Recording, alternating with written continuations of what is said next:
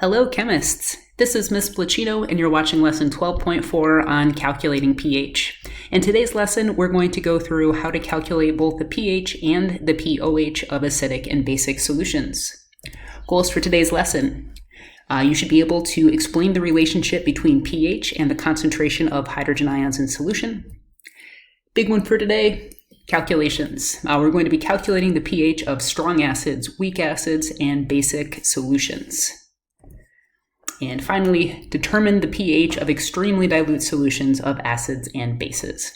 Lots to do today. You are definitely going to want a calculator, specifically one that has the log button on it. You can't really do pH calculations without it. All right, let's get started. All right, let's talk a little bit about the pH scale, which is hopefully familiar to people from either middle school or some other earlier science class.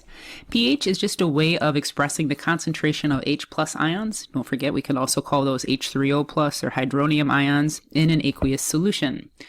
We use everything, or I guess I should say we compare everything to 7. A pH of 7 is neutral. If the pH is less than 7, that substance is acidic.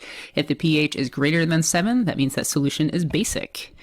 So here we've got just a picture of one. Again, water right at the middle at a pH of 7. We'll talk about why 7 is used as our neutral number a little bit later this lesson. And as the numbers increase, you get to materials that are more and more basic. If you look around your house, a lot of your cleaning supplies do tend to be basic in nature. Things like ammonia are found in Windex, window cleaners.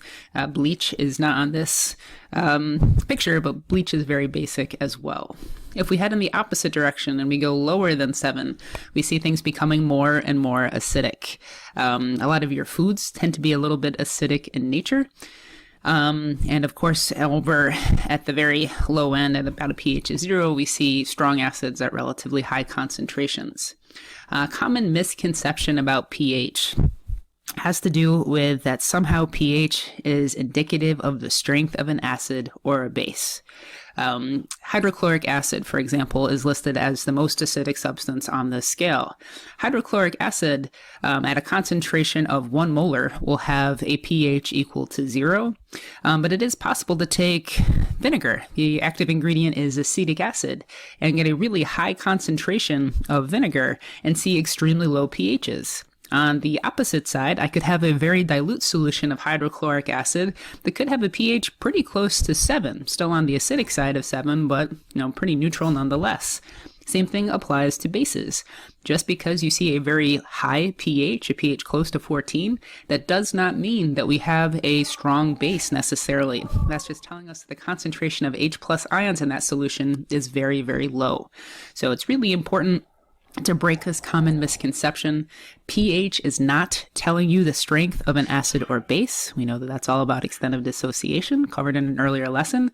pH is just looking at the concentration of H plus ions. What we're really focusing on today is calculating pH, and this is a formula you won't find on your reference table. So pH is equal to negative log of H plus ions. The pH scale is logarithmic. This is a pretty easy formula to use. For most people, it's just kind of figuring out when you punch in the formula onto your computer, do you punch log and then the concentration of H plus ions, or, H plus ions and then press log. So you're going to have to figure it out. Everybody's calculator is a little bit different. pH is used because it's going to enable us to express the concentration of hydrogen ions in a way that's a little bit easier for people to think about. Every time you see a 1 unit change in pH, you've got a 10 times concentration change of H3O plus ions. So trying to explain to somebody that the concentration of H plus ions in solution is 1 times 10 to the negative 3rd molar, that really doesn't make sense to most people. If you tell them it has a pH of 3, all of a sudden that makes a lot more sense. People know, oh, it's acidic, but it's not, unbelievably acidic. So this is why we use pH. So if we have a solution that has a pH of 3 and another one that has a pH of 6, hopefully we know that the pH of 3 has a greater concentration of H plus ions than the pH of 6. For acidic solutions, the lower and lower you go, the more H plus ions in solution. So as far as calculating the concentration, or how many more times concentrated the pH of 3 is, that's a 3 unit change, so I'd see 10 times 10 times 10. Or the solution with a pH of 3 is 1,000 times more concentrated in terms of H plus ions than the solution with a pH of 6. A really common mistake is to take the number of units change, in this case 3, and multiply that by 10 and come up with 30 times more concentrated. Don't do that. That is not how this works. You have to multiply them. So again, every 1 unit change in pH corresponds to a 10 times concentration change of H plus or H3O plus ions. So let's go ahead and try this out. Let's say that we have a 0.025 molar solution of HCl. First thing we need to do is find the concentration of H plus ions. HCl is a strong acid. Hydrochloric acid dissociates completely. So if we have one HCl molecule in solution, it's going to break apart into one H plus and one Cl minus. With strong acids, it's really easy to figure out the concentration of H plus ions, again, because they dissociate completely. The concentration of the acid itself is going to be equal to the concentration of the H plus ion, as well as our anion, but usually we don't really care about this when we're studying. We're trying to figure out pH. I know my formula. Its pH is equal to negative log H plus. I'd really encourage you to write your formula. Just get in the habit. You know I look for this on things like quizzes and tests. Plug in your number. pH is equal to negative log 0.025 molar. And you come up with a pH of about 1.6. And that's all there is to it. The tricky part is always getting to the H plus ion concentration, which should hopefully be pretty straightforward with strong acids. So we've got these 3 practice problems. What I'd like you to do is write a dissociation equation for them. I'd like you to figure out the concentration of H plus ions and then finally come up with the pH of this solution. So pause the video and try these out.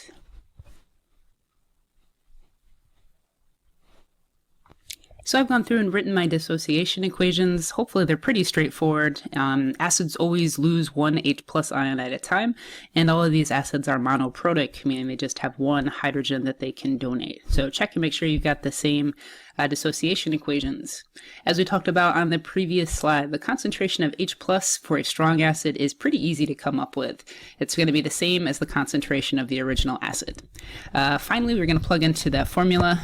Negative log of the H plus ions is going to be equal to pH. So you can check your math. For question number 1 with nitric acid, you end up with very low pH of 0.42. Remember, there are no units for pH. For our perchloric acid, we got a pH of 3.4. And finally, for our hydrobromic acid, we got a pH of 7.2. So 1 and 2 make a whole lot of sense. We've got acidic solutions when we see pHs lower than 7. However, on this last question with hydrobromic acid, we've added an acid, or a substance that's capable of producing H plus ions into solution, and somehow we've ended up with a basic pH. Ooh. Even though this is a really dilute concentration or dilute solution of hydrobromic acid, there's no reason that adding an acid should make the pH turn basic. So if you came up with 7.2, your calculator's right. That's how you do the math. But from a sanity perspective, this makes absolutely no sense. You shouldn't see a basic pH for an acidic solution, regardless of how dilute it is. So there's something else that we have to take into consideration when we're working with acids, and actually bases for that matter too, we'll talk more in a minute, at very, very low concentrations. And that is the self-ionization of water. Water actually is a very, very, very weak electrolyte. That means that to a small extent, water is able to break apart, or we got in this picture, we have 2 water molecules kind of reacting together to form H3O plus and OH minus. So even if you're working with just pure water, you are going to have some, very, very few, but not zero, ions in solution. And at about 25 degrees Celsius, we know that the concentration of hydronium ions and the concentration of hydroxide ions will be equal to one another, and that concentration is 1.0 times 10 to the negative 7th molar. If you take this number and you plug it into the pH formula, you end up with a pH equal to 7. So the pH scale being based around 7 was not chosen arbitrarily. It has to do with the concentration of H plus ions in pure water at 25 degrees Celsius. So this is where it comes from. To get back to our other issue with our acidic solution somehow having a basic pH, we need to take into consideration the fact that these H3O plus ions from water exist in solution as well. Technically, they're always there, and you could go through and add them in for every single acid that you're working with. Most of the time, if you're working with a reasonably concentrated solution of acid, there's really no point in going through this extra step. But since we're working with a very, very dilute solution, it does make a difference. So when you've got exponents of -6, -7, -8, -9, so on and so forth, you really need to add in water. And let's talk about how to do that. So with our dilute solutions of acids, we've got to take into consideration that water, to a very small extent, ionizes. So I know the concentration of my acid, so I know the H plus concentration due to the acid. I also know that I've got water present. It doesn't matter how much water is there, you always end up with this 1 × 10 to the -7th molar concentration of H plus ions from water. We're going to add those together. You get 1.64 × 10 to the -7th molar. Let's plug that into our pH formula, and you get different results. Now the pH is equal to 6.8-ish, which, it's still very close to 7, but at least it's on the correct side of the scale. Again, there's no reason that adding an acid like hydrobromic acid should ever cause the solution to turn basic. So just be careful with this. Make sure that you're not just rushing through things and you're just happy that you have an answer on your calculator. Check and make sure it makes sense. Acids have to be below 7. Bases, as we'll see in just a minute, have to be above. All right, moving on. Let's talk about pOH. This is probably something you might not have heard of. pH is much, much more common than pOH, but pOH is just a way to express the concentration of hydroxide ions in an aqueous solution. It's used far less frequently than pH, and we're just going to use it as a means of calculating pH. There's a relationship between the pH and pOH of a solution. If you take those two and you add them up, you get to 14 every single time, regardless of how concentrated the H plus or OH minus ions are. This relationship is always going to hold true. So what we're going to do, if we're talking about a base, it's easiest to calculate pOH because we know we can figure out the concentration of hydroxide ions pretty readily. Then we can plug back into this formula, basically take 14 minus pOH, and we can calculate the pH of that solution. So let's work on some practice problems. All right, so let's say that we have a 0.5 molar solution of sodium hydroxide. Just like with the with the acids, go through and write your dissociation equation. It can sometimes be a little bit trickier with bases because they will dissociate all of their hydroxides at a time. Not so much an issue with sodium hydroxide as it's just a 1-to-1 ratio between our cation and our anion. Sodium hydroxide is a strong base, so if we have 0.5 molar solution of sodium hydroxide, we'll have 0.5 molar concentrations of sodium and of hydroxide. Just like last time, we're going to ignore our spectator ion. In this case, we're just really interested in the OH minus. So the first thing that you want to do when you're finding the pH of a base is to calculate pOH. It's calculated the exact same way as pH, except of course we're going to look at hydroxide ion concentration and not hydrogen ion concentration. So I plug in, I come up with a pOH of 0.3. To calculate that the pH of this solution, I can use this relationship. pH plus pOH equals 14. I know the pOH is 0.3, so 14 minus 0.3 is going to give me 13.7 as a pH. Now you're familiar with the pH scale. We know the pHs of bases need to be greater than 7. This is fairly concentrated at 0.5 molar, so it makes sense that we've got a high pH. So calculating the pH of a base is a little bit more work. You've got this additional step thrown in there, and you have to calculate pOH first, and then you can get to pH using this relationship. So let's try a couple of practice problems. All right, so what I'd like to see for this set of practice problems, tell me the hydroxide ion concentration. Let's figure out the pOH. And then ultimately we'll get to the pH. So pause the video and see if you can figure out those 3 pieces of information for these 3 practice problems.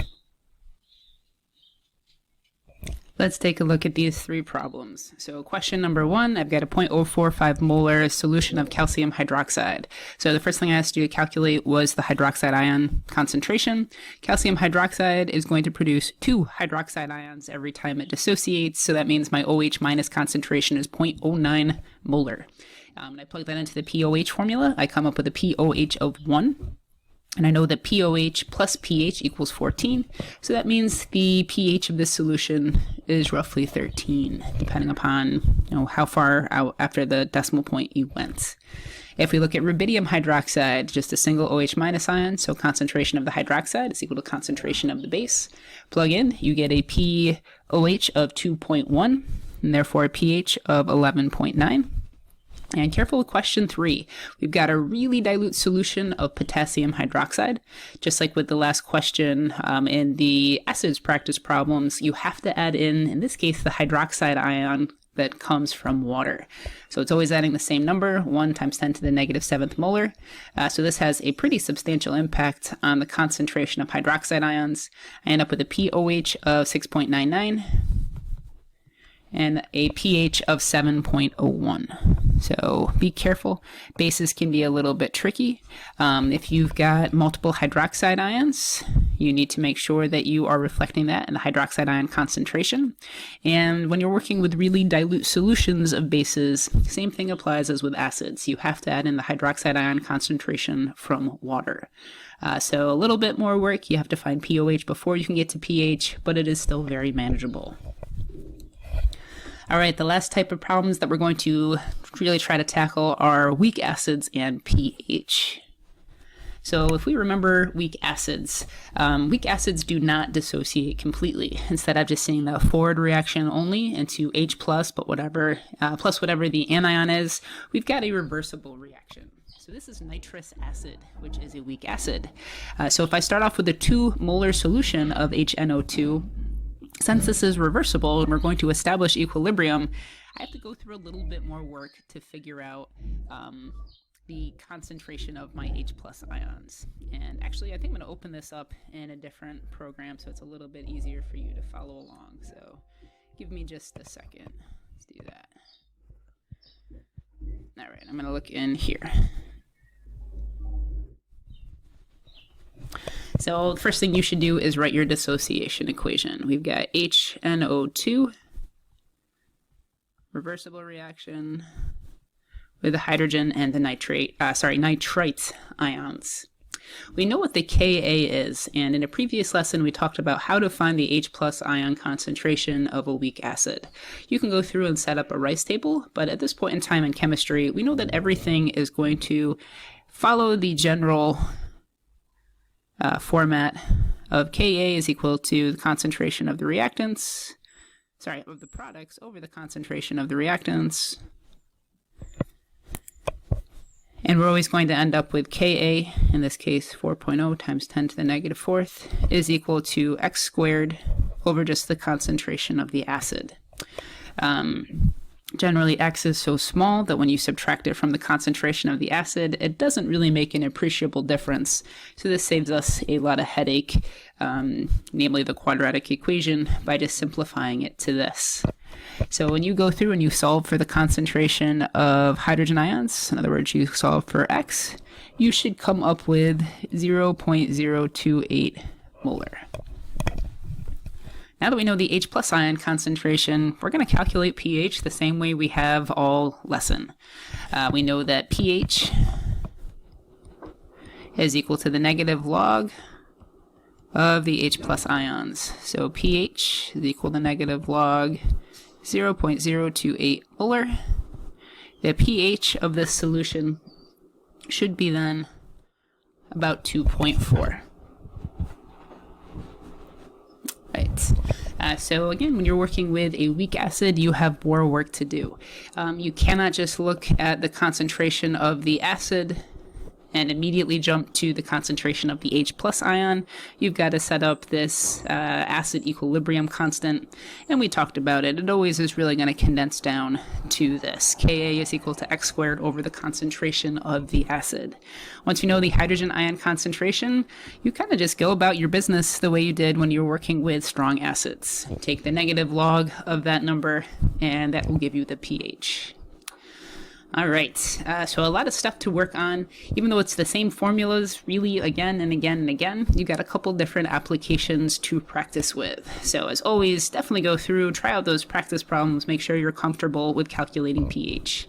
I hope you found this video helpful. Thank you for tuning in.